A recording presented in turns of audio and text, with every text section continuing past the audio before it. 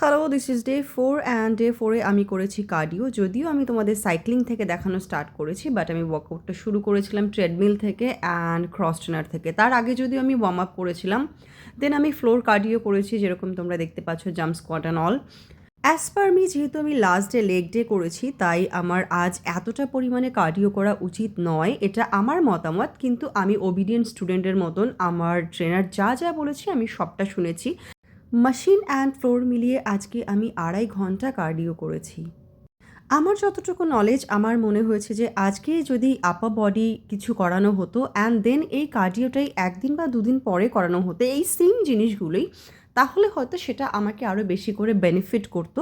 কাজ যেহেতু সোর লেগস থাকে অ্যান্ড সোর লেগসের উপরে এতটা পরিমাণে কার্ডিও দিলে পরে লেগ রিকভারি করতে পারে না। বাট আমি এগুলো ট্রেনারকে বলিনি, কাজ ট্রেনারের মনে হবে যে আমি সব জানতা গামছাওয়ালা, অ্যান্ড ট্রেনারকে আমি রেসপেক্ট দিতে চেয়েছি। অ্যান্ড রেসপেক্টের জায়গায় আমি ট্রেনারকে কোথাও ছোট করতে চাই না। তাই আমি যা যা বলেছি ওবিডিয়েন্ট স্টুডেন্ট হয়ে সব শুনেছি। অ্যান্ড ফাইনালি আমি কিছুক্ষণ কিছু স্ট্রেচিং করেছি।